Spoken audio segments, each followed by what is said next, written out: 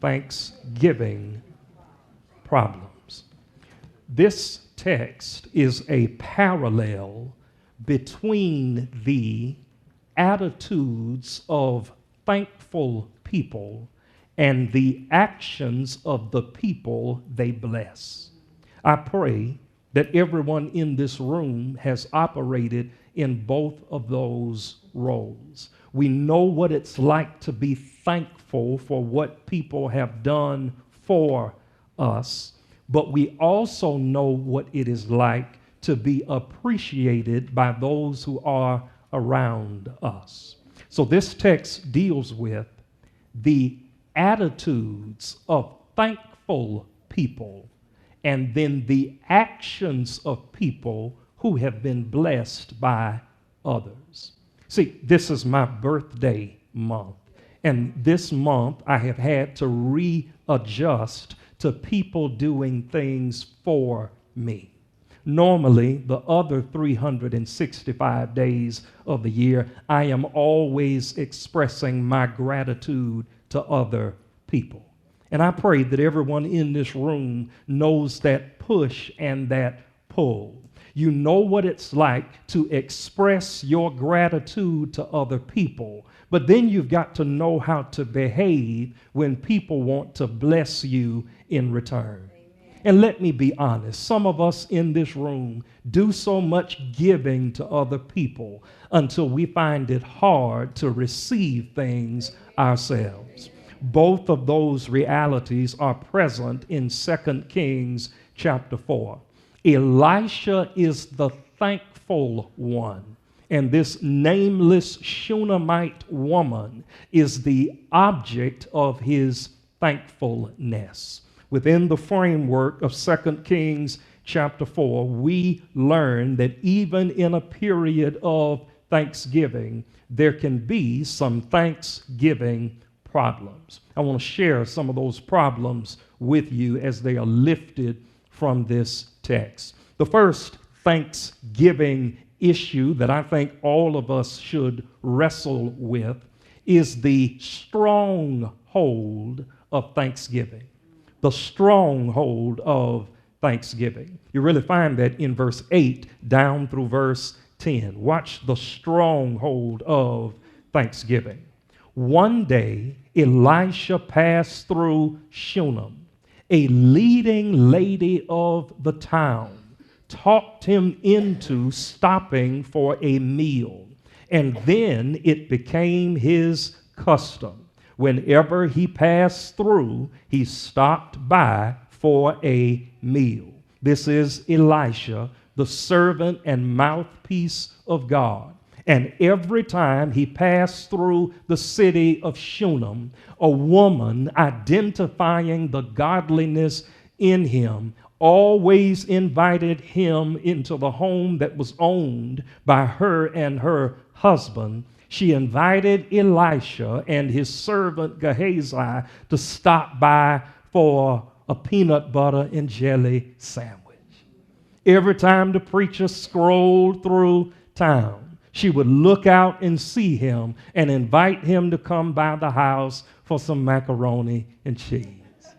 Every time she saw him, she would extend the invitation to come by her home, get a tall glass of red Kool-Aid, because with Kool-Aid you don't really need a flavor, you just need a color. A glass of red Kool-Aid, some yellow rice, some oxtails, some home-style mashed potatoes. See, I knew I couldn't hit some of y'all with peanut butter and jelly. That's why I tried the macaroni and cheese. Then I came on down to the stuff I like to eat, the yellow rice and the oxtails and the home-style mashed potatoes. That's not a request, by the way. I'm just telling you some stuff I like to eat. Every time he came by, she invited him into her home for a meal. Watch verse 9. Watch the attitude that was present in this woman. She says, "I'm certain," said the woman to her husband, "that this man who stops by with us all the time is a holy man of God. Why don't we add on a small room upstairs and furnish it with a bed and a desk, chair, and lamp, so that when he comes by, he can stay with us. And so it happened that the next time Elisha came by, he went to the room and laid down for a nap. You know what I call that, ladies and gentlemen? The stronghold of thanksgiving, which means God will always give you some things to be thankful for. Hey, can I share this with you for free, Mari? People don't have to be nice, and they certainly don't have to be nice to you. So that whenever people show you kindness, you got to learn how to appreciate it. Hey, can I warn you? It is the enemy's job to always move you into a zone of pessimism, where you always see yourself as coming up short.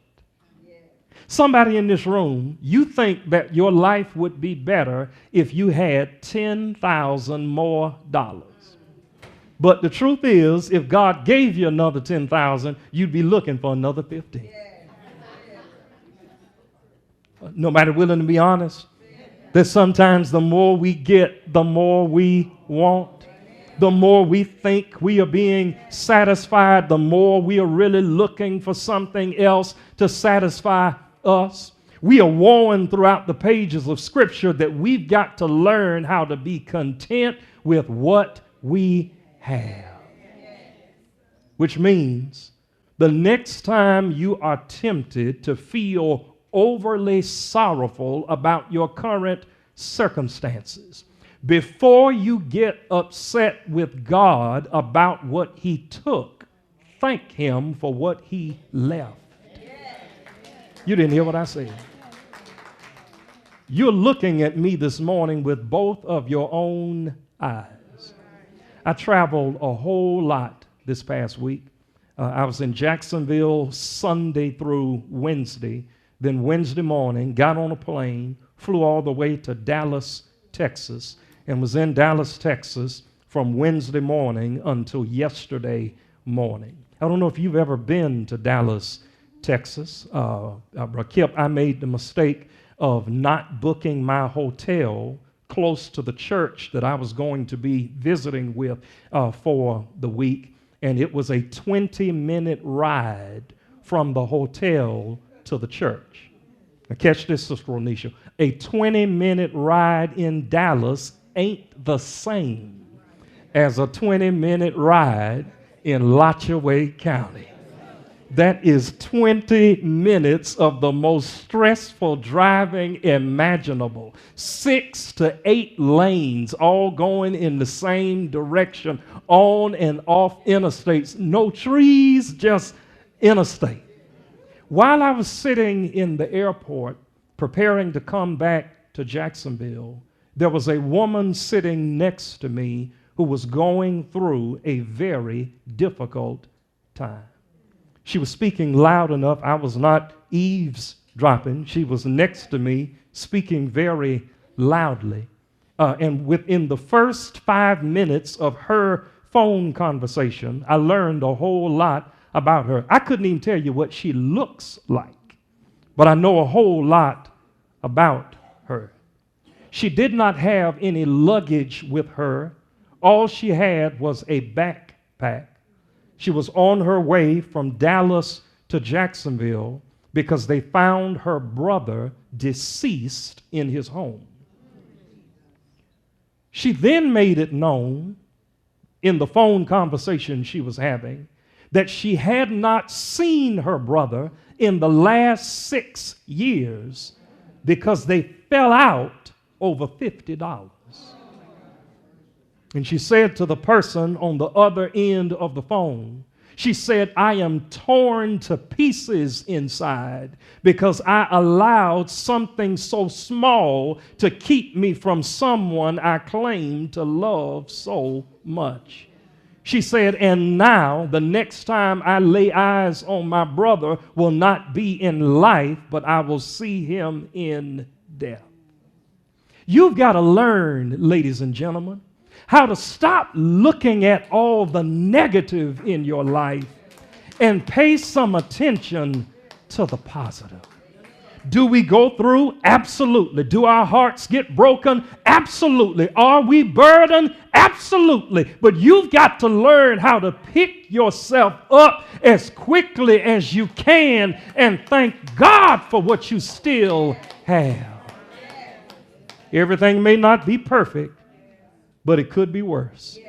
You may not be able to eat steak and turkey with all of the trimmings, but if you got bread on your table, it's evidence that God is good. You may not be able to drink the finest of beverages, but if you turn the spigot on and the water is still running, you've got reason to tell God thank you. You may not be able to put on silk or put on satin, but if every now and then the twins will get together, Polly and Esther, what am I getting at? You've got a whole lot to thank God for. And Elisha, as he's traveling to Shunem, he recognizes that every time he hits Shunem, he never has to worry about what he's going to eat because there's a sister and her husband who always invited him over for a meal. And as time went on, the woman says to her husband, "This preacher is God-inspired and Holy Spirit-filled. A meal is no longer enough. Let's add on a room to the house so that when the preacher comes by, he's able to stay here with us." Most scholars believe that this woman and her husband were quite wealthy. They not only added on a room, but they furnished the room. Here's what I'm getting at. You've got to learn how to appreciate the value of people that God works through. And whether you know it or not, all over your life, even as I speak this morning, God has people who are looking out for you. Sister Mary, one of the things I learned in Dallas, there's some very courteous people here in Florida. But I ain't never met people like Dallas people. Again, I mentioned there's a whole lot of interstate travel that you do in Dallas. And one of the things that blew my mind, Auntie Bonnie, is that nobody had a problem letting me get over. Whenever I needed to get onto an interstate or get off of an interstate, I would put my blinker on and the people behind me would slow down and let me get over. I kept throwing my hands up to tell them thank you. They didn't know how thankful I was because I done run into some people on 75. They don't care where you're trying to go. They will ride that lane till they can't ride it no more. And you just get in the best way you can. You got to learn how to be thankful for the people who do nice things for you, because people don't have to be nice, and they certainly don't have to be nice to you. Who is it in your life that's blessing you constantly, and you have been taking those blessings for granted? Who is it that helps to keep a roof over your head? Who is it that helps to keep shoes on your feet and food in your stomach? And often we won't even pay the common kindness of showing them gratitude. Got the nerve to wake up in a house you didn't pay for and won't even say good morning to the people God uses to keep the lights on. There is a stronghold concerning our Thanksgiving. Everywhere you look, you ought to find something to be thankful for. So this text shows us the stronghold of Thanksgiving, but then it says something about the struggle of Thanksgiving.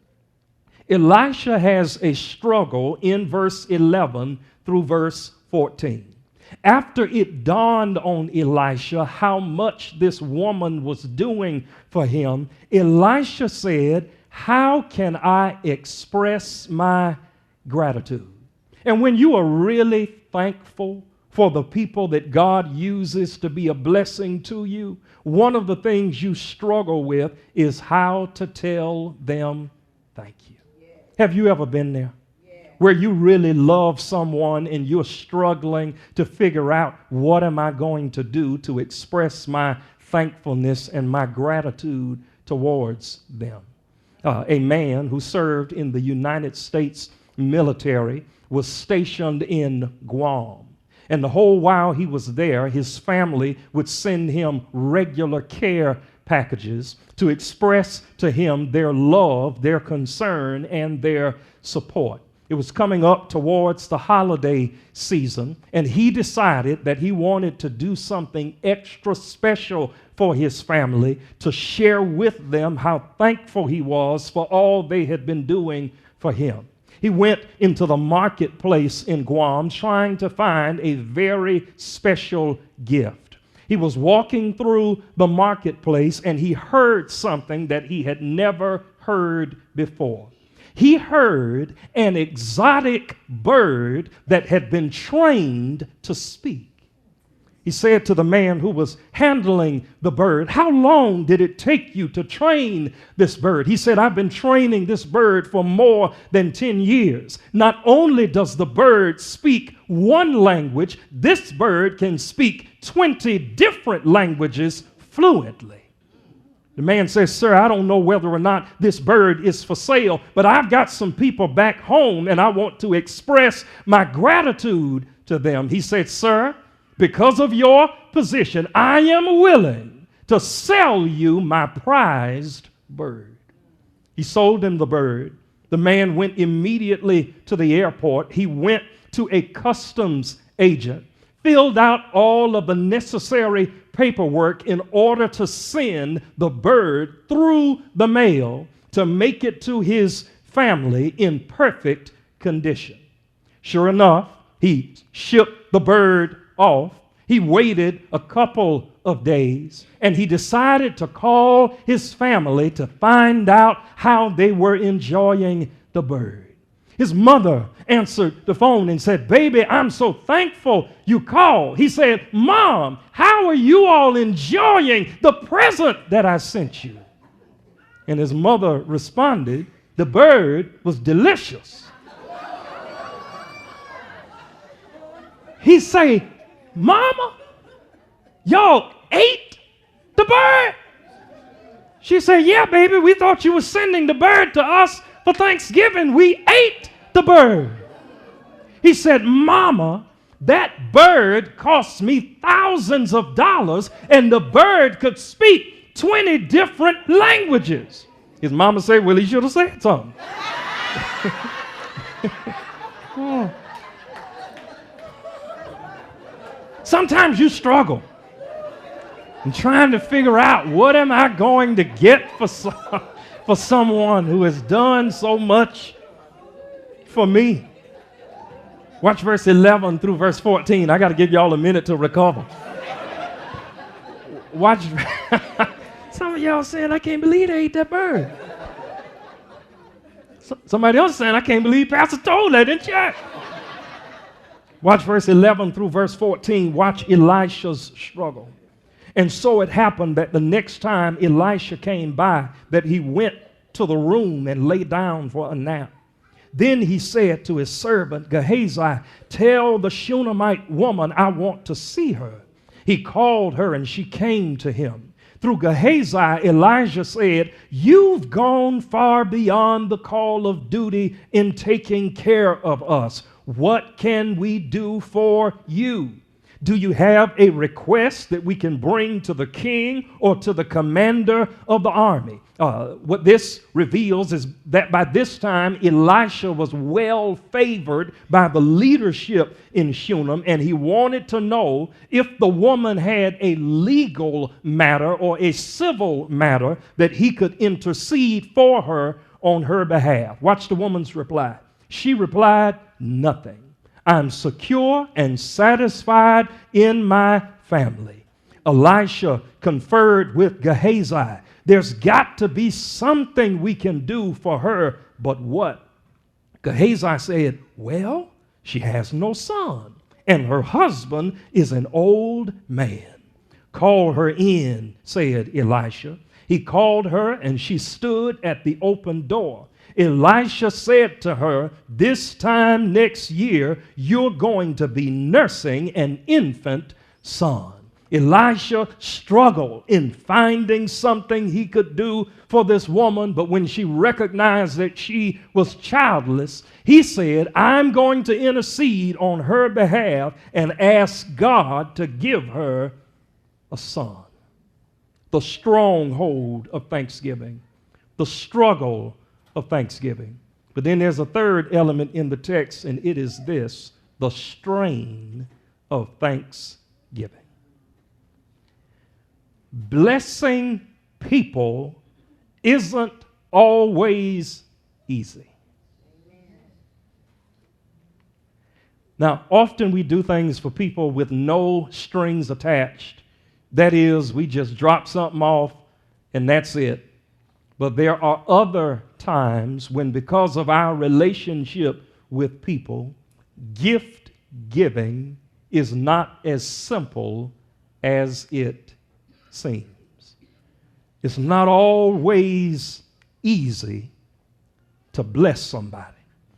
And in verse 15 down through verse 20, after Elisha communicates with God in a conversation that is not recorded in the text, God allows this woman by the following year to give birth to a baby boy. The child starts growing up.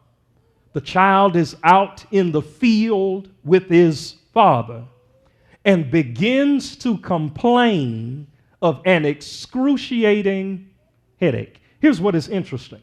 When Elisha said to the woman, you are going to have a son, the Shunammite woman responded, don't play with me. I didn't ask you for nothing. I didn't build this house for you in exchange for anything. Don't play with me. And Elisha says, ma'am, I'm not playing with you. The God that you saw in me is the God who's going to put life on the inside of you. And a year later, she received exactly what the prophet told her she would receive.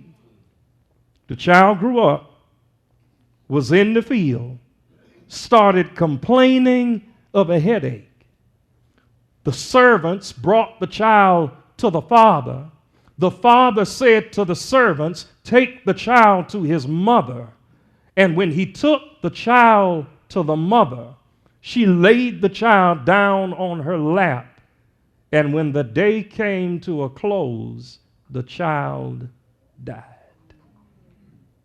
What do you do when what God blessed you to give to someone else dies on them and dies on you? That's the strain of thanksgiving. Being a blessing to people isn't always easy. So I want to hand you 3 recommendations on attitudes that you ought to have on the inside of you when God blesses you to be a blessing to other people. The first attitude is found in verse 21 through verse 23. It is this: you've got to stay connected to some blessings. Now, you can't stay connected to every blessing, but you got to stay connected to some blessings. Let me paint it for you. Sometimes when you sell something or make it available to someone, it is as is. That is, just like you give it to them, that's how they're going to have to deal with it. But a different side of that is when you give something to someone, and because your name is on the line, if it fails on them, you want to stand behind what you gave to them. See, when somebody gives you something and their heart is not really in it, if it breaks the next day, they say that's on you. But when your heart is really in what you give, when what you give does not work out, you stay connected to the gift that you gave. That's what you find in verse 21 down through verse number 23, that you've got to stay connected to some blessings. Look at verse 21. She took him, this is after the child dies in verse 20. She took him up and laid him on the bed of the man of God, shut him in alone and left. She then called her husband, "Get me a servant and a donkey so I can go to the holy man. I'll be back as soon as I can." Here's the husband's response. "But why today? This isn't a holy day. It's neither new moon nor Sabbath." She said, "Don't ask any questions. I need to go right now. Trust me." There remained a connection between the blessing that Elisha had provided and the woman that he blessed with the blessing. The inference of the text is this: you should never forget that you didn't make it by yourself. Some things you've got to learn how to stay connected to. A woman one day was running late for a job interview at a Fortune 500 company. This was a job opportunity that was going to change her financial future, and she was running late for the interview. When she made it to the massive office complex, she started circling the parking lot trying to find somewhere to park and could not find an available parking space. She decided that she would pray. She said, "Lord, I've been circling this parking lot round and round and round trying to find a parking space. Lord, if you give me a parking space, I'll be in church every Sunday. I will not only tip you, but I will pay my tithe and give an offering.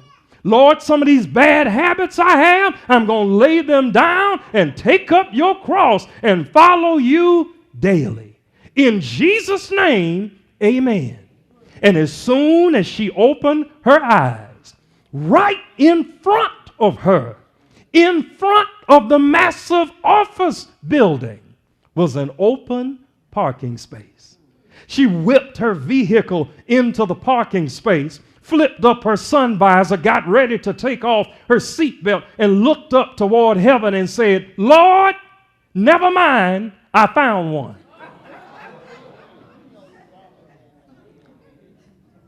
Don't ever forget where you came from and who brought you. In Galatians chapter 3, verse 2 through verse 4, Paul told the church at Galatia, don't start something in the spirit and try to finish it in the flesh.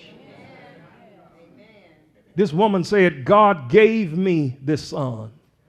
And she didn't lay the boy down in the main part of the house. She went up to the room that she had added on for the preacher, went to his bed and laid the boy down in the bed, came back downstairs, said to her husband, "Have the servants to bring a donkey and a chariot. I'm going to see the preacher." Husband said, "Why you want to go today? This is not a special religious day." She said, "I ain't got time for questions." She said, "Trust me, it is best that I go to the prophet today." Is it not interesting that she didn't tell the servants nor her husband why she needed to go see the preacher? Let me share something with you. Sometimes you got to be careful about telling your business to people who can't do nothing about it. Ah, Jesus. She said, "I am not going to expend any of my energy discussing my issue with people who can't do anything about my issue." Stay connected to some blessings. That's not all. There's a second attitude I want to give you. It is this. Not only do you need to stay connected to some blessings, but you need to stay connected to the blesser. And some of us want God's stuff. We just don't want him. And I don't want to be around nobody who only wants what I have, but does not want me. I've seen preachers who won't even speak to their members when they see them in the street. But they sure need them on anniversary Sunday. I've learned you got to be thankful for everything that God has given you. And that thanksgiving ought to bubble over in you on a regular and a constant basis. Stay connected to the blesser. That's what you find in verse 24 down through verse 27. The first few statements in verse 27. Watch verse 23. But why today? This isn't a holy day. It's neither moon nor Sabbath. She said, don't ask questions. I need to go right now. Trust me. She went ahead and saddled the donkey, ordering her servant, take the lead and go as fast as you can. I'll tell you if you're going too fast. And so off she went. She came to the holy man at Mount Carmel. The holy man, spotting her while she was still a long way off, said to his servant Gehazi, look out there. Why, it's the Shunammite woman. Quickly now, ask her, is something wrong? Are you all right? Your husband, your child? She said, everything is fine. Don't miss this. Elisha sees the woman coming a long way off, so he sends his servant Gehazi to go meet the woman and find out, is everything all right with you? Is everything all right with your husband? Is everything all right with your son? And you know what she told Gehazi? Everything is fine. You know what she was really telling him? This ain't about you. She was telling him without speaking, the Lord didn't send me to talk to Gehazi. The Lord sent me to find Elisha. And you got to learn the difference, ladies and gentlemen, that there is a purpose and a plan in how God works through us in being a blessing to each other. Don't miss that. God works through people to be a blessing to other people. But can I share this with you on the Sunday before Thanksgiving? There are some prayers you got to learn how to pray for yourself. There are some things that people cannot do for you. You've got to have a strong enough relationship with God to push past the greeters, push past the ushers, push past the choir, push past the pastor, and go straight to God for yourself. She said, I didn't tell my husband about this. I didn't tell the servants, and I'm not going to tell Gehazi. Watch verse 27. But when she reached the holy man at the mountain, she threw herself at his feet and held tightly to him. Gehazi came up to pull her away, but the holy man said, leave her alone. Can't you see she's in distress? The God in Elisha could see what Gehazi could not see. And you've got to learn how to keep a direct line to God himself. That's why you got to treat God well when the sun is shining in your life, so that when the rain starts to fall, it's not like you and God are at a high school reunion. See, you go to a high school reunion, you got to check your yearbook before you go, just so that you can identify the people you're going to see at the reunion. And trust me, most of them ain't going to look like they did in high school. I can tell you that. You got to know how to keep a straight attitude and connection with God so that when life gets at its worst, you're not trying to find words to talk to God with because you talk with Him all the time. Sometimes our prayers sound like we're on a blind date and you're trying to think of something to come up with. But when you talk to somebody all the time, I was standing in the airport, bro, Mike, yesterday after I flew back into Jacksonville, and there was a couple in the airport. I think they had been dating online, and this was their first time meeting each other in person. I ain't never seen nothing like this. They couldn't stay off of each other. I say, y'all do recognize y'all in public. But what they were expressing was that we have talked so intimately and so deeply over the phone until now that we are in one another's presence, we just can't stay off of each other. That's what your prayer life ought to be like.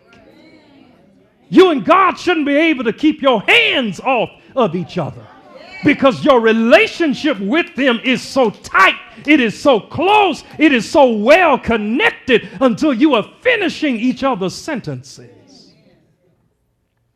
It's like you and God go to the restaurant and you order one milkshake with 2 straws.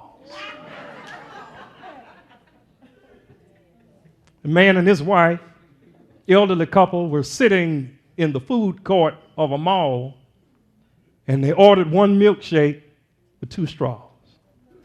A preacher was sitting in the food court. He said, "This is so sweet. Look at them drinking the same milkshake with 2 different straws." And then it dawned on him, maybe they can't afford a second milkshake. So he went over to them and he said, "I've been watching you all, and I think it's really sweet that you're sharing this milkshake with 2 different straws." He said, "But can I offer to buy you a second milkshake so that you can each have your own?" To which the wife responded, "Sir, this is not about money. This is how we always drink our milkshakes. One milkshake with 2 straws." He said, "Well, all right then. All right. I celebrate your closeness." He went back to his seat. Several moments later, their meal was delivered, and it was 1 hamburger, 1 order of fries. And the husband picked up the hamburger and started eating, and the wife was just sitting there looking at it. The preacher said, "Now, I can't take this. I'm not about to sit here and let him eat this hamburger while she just sits there and watches." He goes over to them again and says, "Ma'am, you gotta let me buy you your own hamburger." She says, "Son, this is not about money. I'm waiting on him to get finished with the teeth."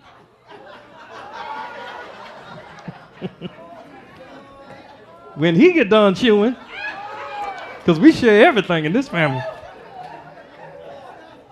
Some of y'all saying this is your last Sunday here. We done had all of you, we can take you killing birds and eating them. Now you got people sharing teeth. This is your last Sunday. Find yourself at the place where your connection and relationship with God is so close until you're drinking one milkshake with 2 different straws. Are you close to God? Are you as close to God as you should be? Are you as close to God as you can be? Because the closer you are to Him in the sunshine, the quicker you will be able to connect with Him when the bottom falls out. I wish I had somebody who knew what I was talking about. That all of your days will not be sunshiny days. Sometimes there will be storms, there will be rain, but if you walk with God in the sunshine, you can dance with God when the rain begins to fall. Stay connected to the blesser. Some problems are God-sized and require God-sized maintenance. Stay connected to some blessings. Stay connected to the blesser. Here's the last thing, and I'm out. Stay compassionate towards those you bless. I used to watch this show on television. I won't tell you the name of the show. There was it was one of these judge shows. The judge's name was Maybelline Ephraim. All right, so I used to watch Maybelline on the show. And Judge Maybelline used to say, look deep before you leap. Those were her words, the couples who were preparing to get married. Look deep before you leap. What she was telling people was, really get to know people as best you can before you become connected to them, because all relationships are not short-term relationships. Some relationships are lifelong relationships, and you need to know what you're getting yourself into. What I love about Elisha in this text is that Elisha's commitment to this woman, her husband, and her son was not a surface connection. It was a deeply rooted connection. And can I make a suggestion to you? Stop wrapping around other people's roots when they are only connected to your leaves. You didn't hear what I said. Stop wrapping yourself around somebody's roots and they are only connected to your leaves, which means they can take you or leaf you. And you all wrapped up in their root system, and they're not wrapped up in you at all. Thank God that what you find in 2 Kings 4 was not a one-sided love affair. This connection that Elisha had with this woman, her husband, and her son was based on the roots of the relationship and not the leaves of the relationship. You find it in verse 27 down through verse 37, and I'm in my seat. Watch verse 27. But when she reached the holy man at the mountain, she threw herself at his feet. Don't miss that. And held tightly to him. Gehazi came up to pull her away. But the holy man said, leave her alone. Can't you see that she's in distress? But God hasn't let me in on why I'm completely in the dark. Then she spoke up. Did I ask for a son, master? Didn't I tell you don't tease me with false hopes? He ordered Gehazi, don't lose a minute. Grab my staff. Run as fast as you can. If you meet anyone, don't even take time to greet him. And if anyone greets you, don't even answer. Lay my staff across the boy's face. Don't miss this. Elisha is just as heartbroken as the woman is, but Elisha is depending on God the same way that the woman is. So Elisha says, Gehazi, go, take my staff. What he's saying is, Gehazi, there is power in my staff. Take it to the boy, lay it on the boy's face. Elisha says, there's enough power in this walking stick to bring life back into the boy. Watch the quality of this woman's faith. Let me share this with you for free before we even read it. God ain't nothing to play with.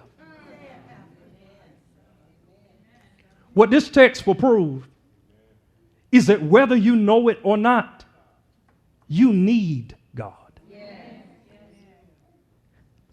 There are some places in your life you think you need God, but there are some deeply hidden places that hurt so badly until you can't even identify the pain.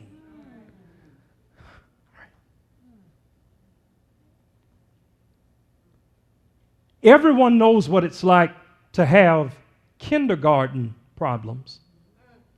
But one day you will face a PhD problem. I'm not trying to frighten you. I am trying to make you aware that life can pull you down so low until God will be the only one who can pick you up. Doesn't happen every day. And maybe you haven't been there yet. And I pray, if it were possible, that you never have to face it. But according to Scripture, all of us will find ourselves at a place where life has pulled us down so low until only God will be able to pick us up. Elisha says to his servant Gehazi, take my staff, go lay it on the boy's face. There's power enough in the walking stick that whatever is wrong with the boy, he will be able to recover. That's what you find in verse 29. Watch the quality of this woman's faith in verse 30. The boy's mother said, as sure as God lives and you live, you are not leaving me behind. And so Gehazi let her take the lead and followed behind. But Gehazi arrived first and laid the staff across the boy's face. But there was no sound, no sign of life. Gehazi went back to meet Elisha and said, the boy hasn't stirred. Watch this. Elisha entered the house and found the boy stretched out on the bed dead. He went into the room and locked the door. Just the two of them in the room. And he prayed to God. Some of your problems are not staff-sized. They are God-sized. Which means you can have all the holy oil you want. You can put your oil in a spray bottle and spray it on whatever you're trying to change. But some stuff is not going to move until God moves it. Elisha, the man of God, prays to God. He then got into the bed with the boy and covered him with his body, mouth on mouth, eyes on eyes, hands on hands. And he was stretched out over him like that. The boy's body, and as he was stretched out over him like that, the boy's body became warm. But he's still dead.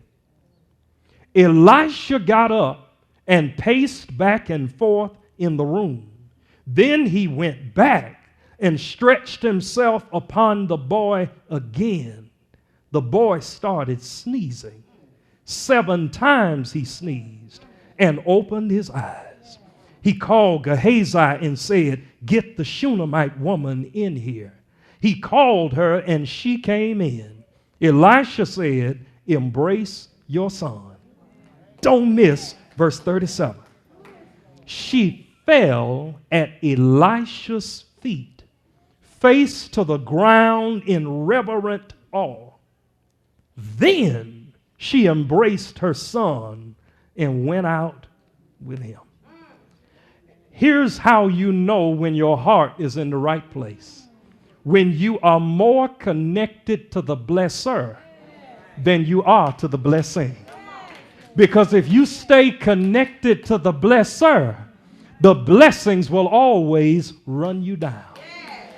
If you seek first the kingdom of God and his righteousness, all of these other things will be added unto you.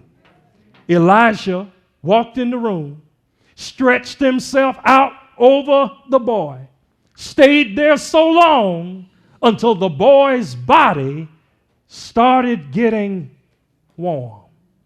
Elisha, exhausted from the prayer experience, got up off of the boy, paced back and forth in the house to get new power, goes back to the boy, stretches out over him again, and the child sneezed 7 times. Elisha said to the servant, Go get his mama. Give the boy back to his mother. See, the kind of people you need to be connected with in prayer are people who recognize that they are vessels in the hands of God, but they are not God themselves. And you got to be careful about the people in your life who think they are God instead of being representatives of God. I bet when that boy got done sneezing, he started singing, "Can't nobody." I got to get out of here. Can't nobody do me like Jesus. Can't nobody do me like the Lord. Can I ask you something? What is it in your life that you need God to stretch out on? What is it in your life that you need God to lay on? Because if you talk with him, he'll lay on it. I don't know what it is, but if you talk with him, he'll take whatever your issue is and lay on it. Will it change immediately? Not necessarily. Sometimes it'll get warm first. I wish I had somebody who could get in the book. Sometimes with God laying on it, it may not change immediately, but it will get warmer. And you got to learn how to thank God for progress. Somebody in this room, you're not where you ought to be, but you're all getting warmer.